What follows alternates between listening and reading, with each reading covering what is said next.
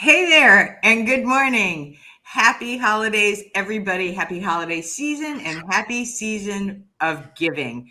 And you know who is here today? Well, it is the one and only, the amazing Go Giver himself, Bob Burg. Thank you so much for joining and from Jupiter, Florida. And thank you so much for being here this morning. So I'm going to go ahead and introduce you, but please give a shout out and say hello to people on LinkedIn while I go ahead and just give a quick overview. For anybody that doesn't know Bob Burg, he has shared his subtle shift of uplifting and fulfilling new ways to conduct business that are also financially profitable with his philosophy of go giving. And for 30 years, he's helped companies, sales leaders, and their teams to more effective communications around value and also winning over endless referrals. So that's the name of one of his amazing books. But The Go Giver, also co-authored with John David Mann, has sold over 1 million copies and translated into 30 languages. So Bob, welcome. Thank you so much for being here. We are thrilled and delighted to have you here to talk about so many different things. But before we dive into a little bit of the topic, I want people to understand that your career path hasn't exactly been so linear. Is that true? Well, began as a broadcaster. That was really what I thought I would be, and I began in radio, and then moved to television. I ended up being the local news guy for a news anchor for a very small ABC network affiliate television station in Midwestern United States. Wasn't really particularly good at it. I could read the news, that wasn't an issue, but I certainly was not a journalist, and it wasn't long before I found myself taking on a sales job just to pay the bills, and at first I really floundered because I had no formal sales experience in the company where I was at. I don't think they did either because they certainly didn't supply any.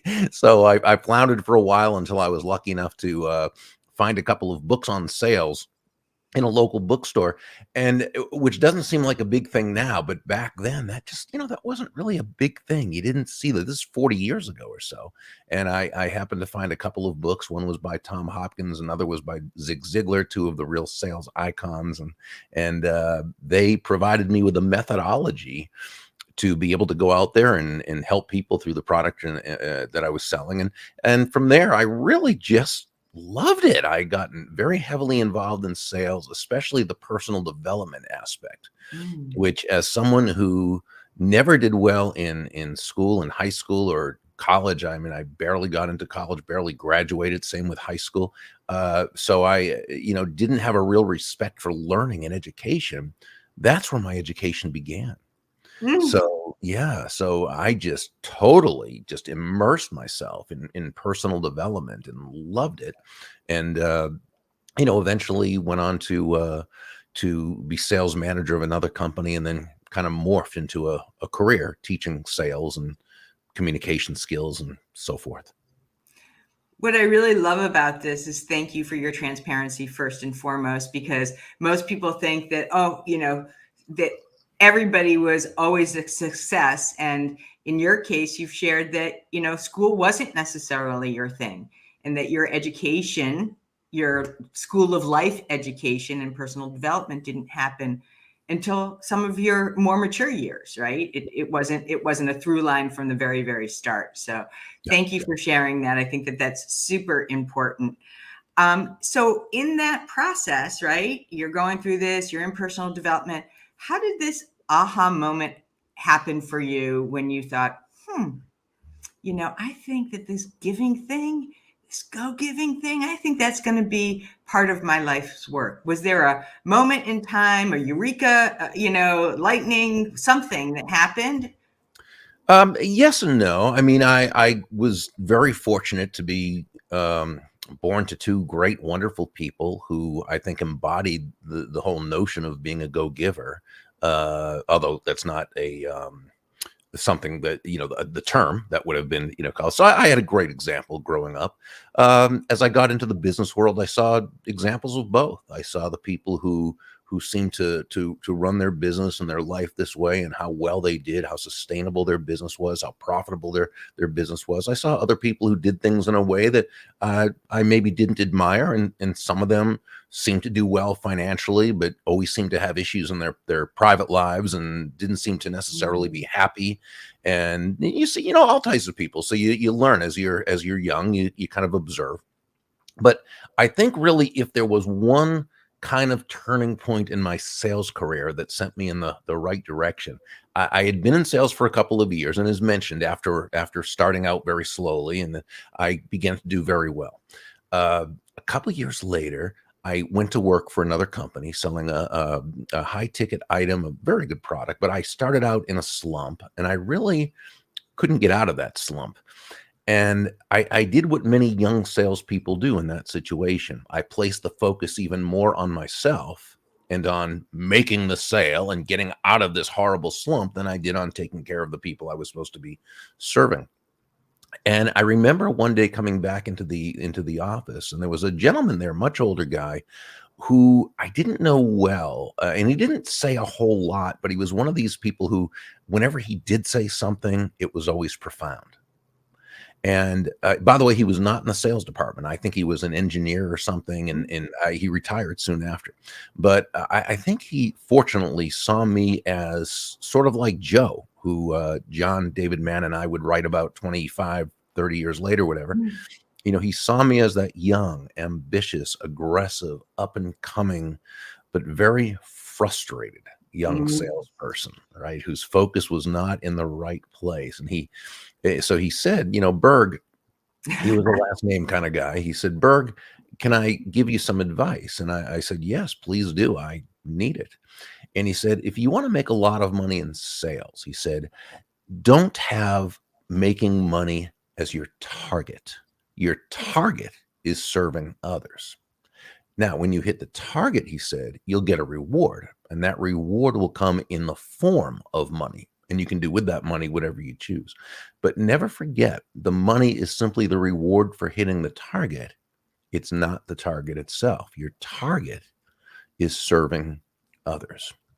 And it made sense to me. And what it really said to me is that great salesmanship is, and this is whether you're selling a product or a service, or you're selling yourself to a future employer, or whatever it happens to be, great salesmanship is never about the salesperson.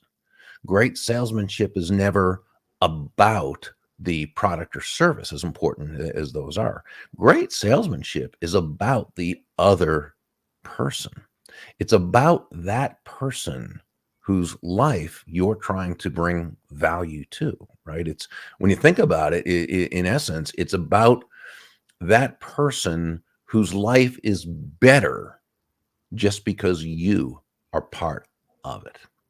And I think that when we approach sales, including a job search, which I know that's a big part of your clientele, when we approach it that way, I think we're really, Lauren, 9 steps ahead of the game in a 10-step game. Mm.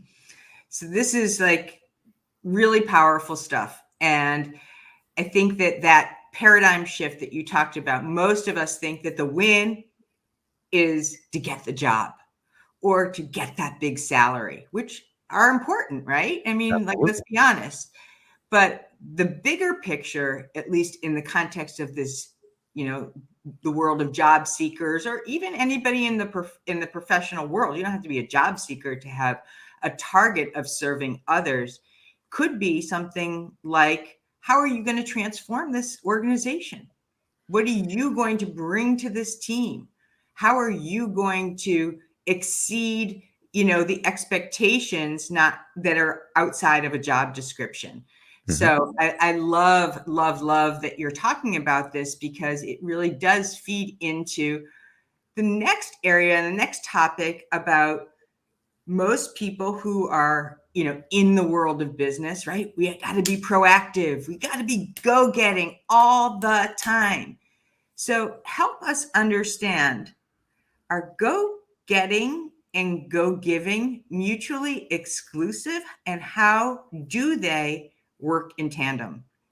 Yeah, it's a great question because I think a lot of people, well, I know a lot of people do ask John David Mann, my awesome co-author, and they ask the two of us that question. And so here the short answer is this, and the question is basically, so are you saying being a go-getter is not a good thing now, right? Right, I'd exactly. always heard I was supposed to be we love go-getters. Go-getters are wonderful. Go-getters take action, right? Go-getters are people of action. And this is important because without action, nothing's going to happen. You can have the greatest thoughts, best ideas, nicest of intent. If you don't put action into it, nothing's going to happen. It simply cannot happen. So no, we love go-getters. Um, we would say that many go-getters are also go-givers, but we would say every go-giver is also a go-getter. Now, let, Ooh, let me just kind of give the definition of what we mean by a go-giver, right? perfect. A go-giver is simply someone who understands that shifting their focus, and this is where it all begins, Lauren, shifting their focus from getting to giving. In this context, giving simply meaning constantly and consistently providing immense value to others, right? Understanding that doing so is not only a more fulfilling way of conducting business, it's the most financially profitable way as well. Not for some way out there woo-woo magical mystical reason. It just makes logical sense when you're that person who can take your focus off of yourself and place it on serving others, discovering what they want, what they need, what they desire, helping them to solve or overcome their problems or challenges, helping bring them closer to happiness. When you do that, when your focus is on them and on those ideas, people feel good about you. People want to get to know you. They like you. They trust you. They want to be in relationship with you. They want to do business with you. They want to tell others about you. So if you combine being a go-getter, a person of action, and a go-giver, someone who's absolutely laser focused on bringing immense value to others, that's a very, very powerful combination. We would say the opposite of a go-giver is a go-taker. Now Okay, this that, is really important, right? Because yeah, it's not necessarily intuitive. So I think, I mean, myself included, okay, I giving and getting are, the opposite of each other. And then a go taker is really the opposite of yeah, a go giver. yeah. So, Explain more. go-takers are those people who feel almost entitled, if you will, to take without having added value to the person, to the process, to the situation. Go takers tend to be frustrated because they rarely attain the kind of level of success they feel they deserve. And even when they do, and they do sometimes, of course, it tends to be unsustainable because it's really not built on a solid foundation. You are in it by yourself as well as for yourself, so it's difficult to sustain. Now there are those people who are able to sustain that, but boy, is it difficult. Very, very hard work. I mean, these are just people who are absolutely all the time having to work, having to, do, and they tend to not have very fulfilling personal lives along with it because again, by the very nature of being a go taker, it's difficult to really feel good about that person. So their personal relationships are not really fulfilling. So but again, can you be a go taker and be wildly financially successful? Sometimes, if you have a particular talent or skill that the marketplace responds to, sure. You may have invented something, or again, that happens, but it's rare. It really is rare. For most of us, in order to be sustainably successful, financially successful, and successful in the other areas of life, we really need to have people on our side. We need to develop those know, like, and trust relationships. And that doesn't happen when you're a go taker. That's from being a go giver and also a person of action, a go getter. So this is critical because I think that for most of us, we are looking for sustained relationships. And you mentioned that there's a downside, right, to being a consistent Taker. taker, Yeah. right? Mhm. And oftentimes it seeps out in other areas in our personal lives, and we may feel very unfulfilled. So Right. help us translate this into the world of job searching, right? Where we are needing something in many cases from other people. Maybe it's a referral. Maybe it is, somebody to walk a resume over. Maybe it is, some other good word that somebody is putting in. So how does that work so that you are acting as a go giver when you're clearly asking for something? What should a job seeker do to ensure that they are being a go giver in that process?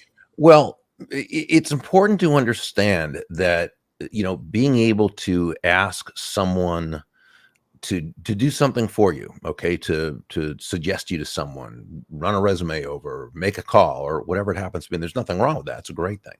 But that's typically the result of a relationship you've built with someone. So, one of the premises within the story, one of the as part of the law of influence, is that all things being equal, people will do business with and refer business to those people they know, like, and trust. Okay. So you should be, not you, but I mean, one should be building relationships all the time. And these relationships that you build, you should be constantly focusing on how you can add value to that other person and to that person's life. It begins in a first conversation with someone that you might meet at a local business event or a charity event or your kid's ball game, or, wherever it happens to be. It's focusing on them. It's making it about them. I remember when soon after I got into sales, and I was on the phone a lot doing prospecting calls. A lesson I learned very quickly was that nobody ever hung up the phone on me while they were talking. Really interesting. I mean, if I'm talking, they want off. If they're talking, they're engaged, right? So we need to remember that's just human nature. And when we can focus genuinely, of course, on that other person and really want to know about them and want to know how we can help them, we're much more likely to have that person become very interested in forming a relationship with us. And then, when we follow up and follow through in the correct and appropriate ways, we can connect with them. We can build a relationship online, offline, thinking of ways we can bring value to their lives. You know, by the time you need to ask someone for something, that know, like, and trust is already there. Harvey Mackay, one of the world's greatest networkers, certainly in the world, who most famous is the founder of Mackay Mitchell Envelope Company and the book Swim with the Sharks Without Being Eaten Alive, and author of about Great. 7 or 8 other wonderful bestsellers. But he wrote a book. The title was "Build Your Well Before You're Thirsty." And that's excellent advice. Okay. So continually build your well, continually build these know, like, and trust relationships with people. I think that this is never said often enough because we, I think, can collectively say that the power of networking, the power of relationships, Bob, as you have brought to the very forefront, is baked into the principle of influence, and those relationships Yeah. allow that reciprocity between give and take. And a title doesn't necessarily mean that you, as a potentially lower title or don't bring value. I hear a lot of people say, well, this person's like so high up and I can't do this. And that's not true. You Right. can That's not true. always show up with value. And value can be as small as sending an article or a playlist or a movie recommendation or some kind of way to just engender an act of giving. So I Yeah. really love that you tied this back into the relationship piece and adding value.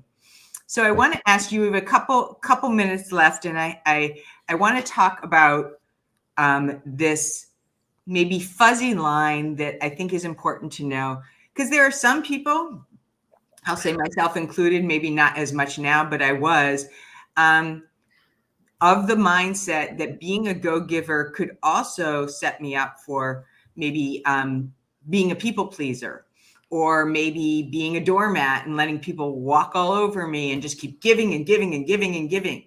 So tell us, Bob, what and how do you determine when it's time to kind of slow the valve down on that, the level of giving?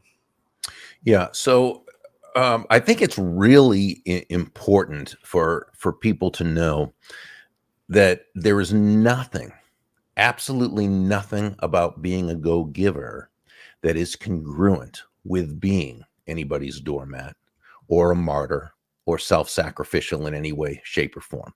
If someone feels themselves constantly, let's say, being taken advantage of, okay, and I'm not saying once or twice or whatever. I mean, we live life. It's going to happen unless we just never talk to anybody, right? So I'm not talking about that. I'm talking about if one finds themselves in an ongoing pattern of being taken advantage of, okay?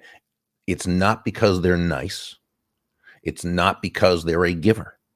It's because they're doing things in a certain way that creates the environment for them to be taken advantage of. And if they, because remember, they're always involved each time that happens. Okay.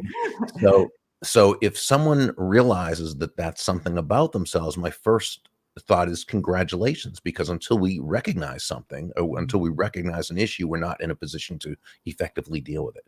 Once we do recognize it, now we can start asking why. We can start digging deeper. We can ask, what is it in my unconscious mind, because it's never a conscious thing. Nobody goes out there purposely to be taken advantage of, but people who do allow this all the time are allowing it, and they're doing it unconsciously. So what is the reason?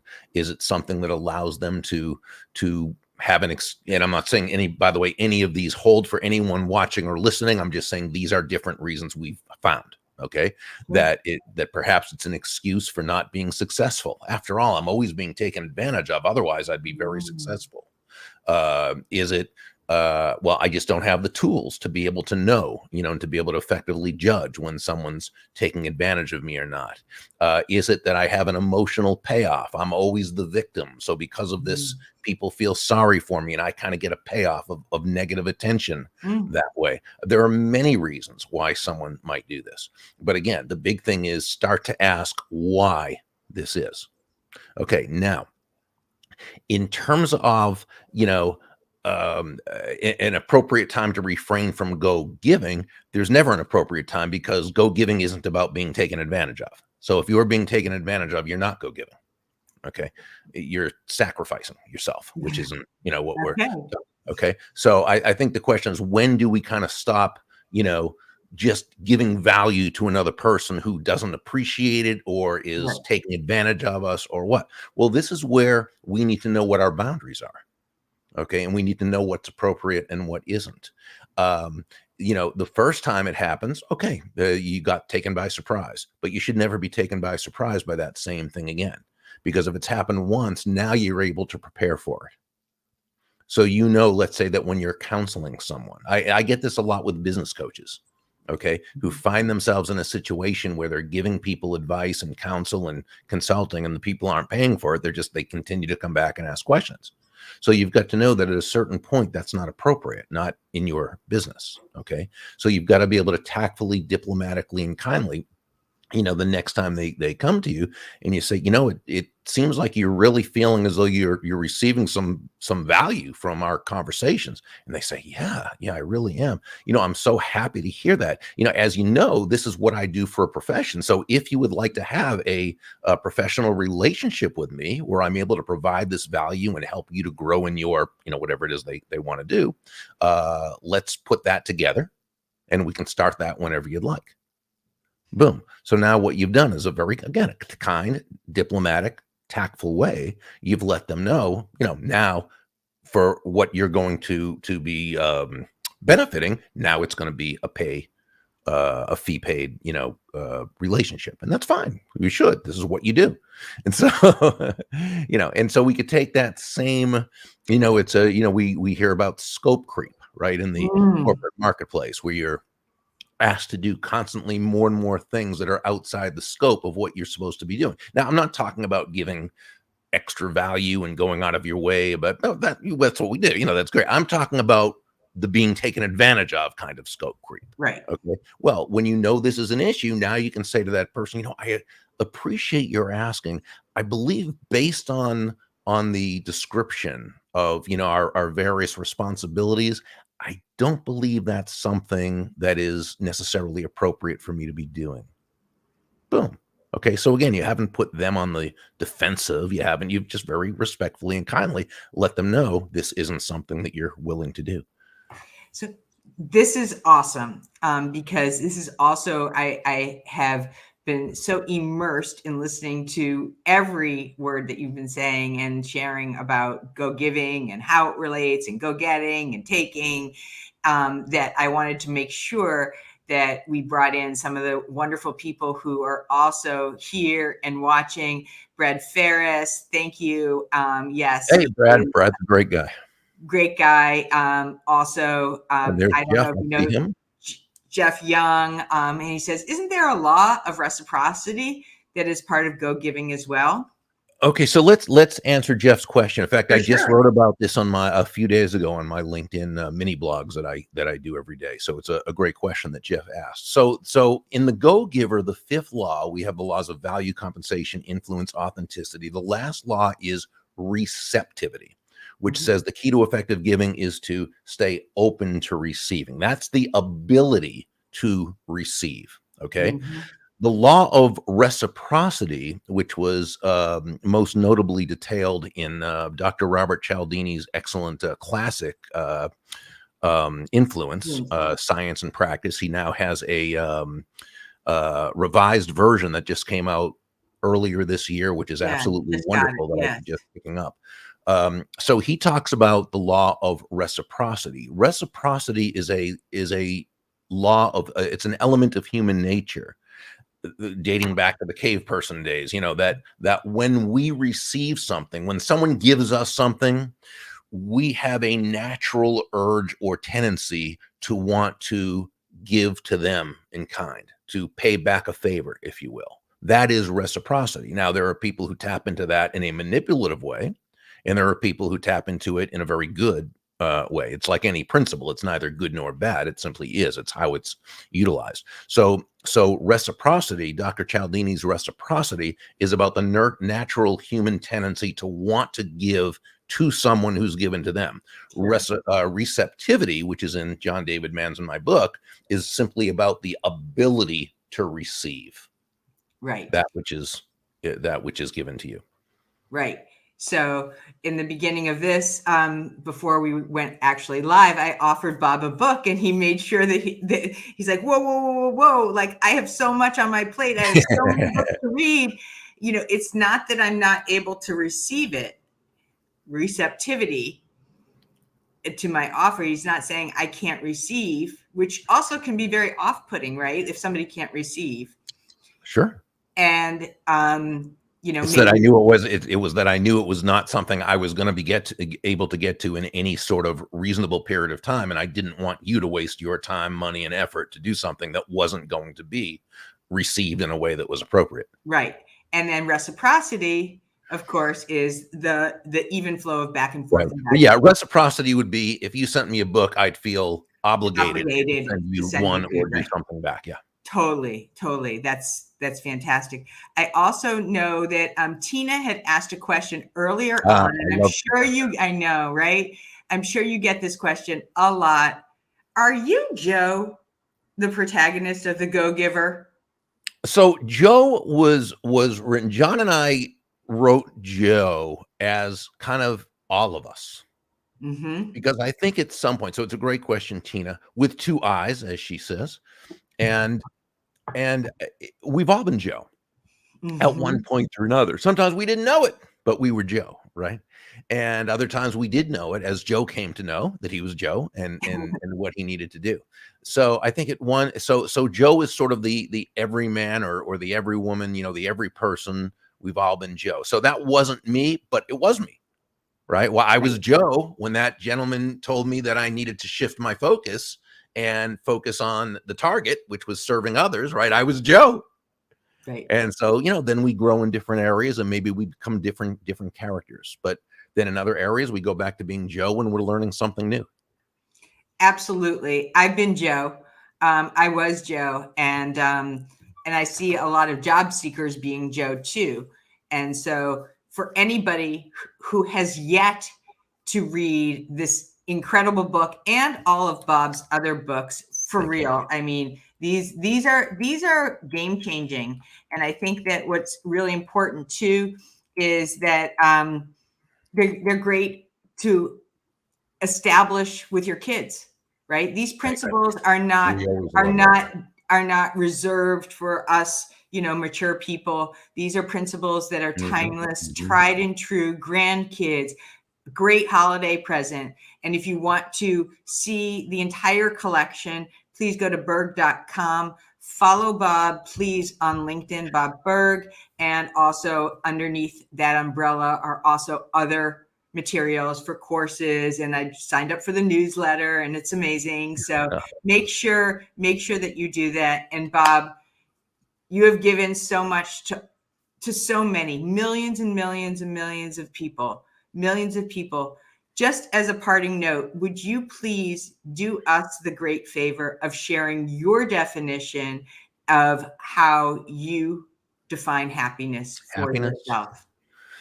Yeah, I mean, I would personally, we all have our own definitions, and I don't think any definition is right or wrong. It's just I think it's a very individual thing. I define happiness as a genuine and ongoing feeling of joy and peace of mind, the result of living congruently with one's values. Brilliant. I think that we all want to share a lot of happiness, joy, congruency of values, not just for this holiday season. This is a very appropriate and timely topic, but take this into your everyday life. Take it into your Tuesdays or, your mundane moments. They happen. And so bring this in, and that spirit of value, the spirit of go giving, throughout your everyday life, wherever you can bring value. Thank you, Bob Berg. I really Thank you. appreciate you. It's been real. It's been a blast and a half. And Uh, so thank you all. Have a great rest of your day, everybody. And thanks for joining.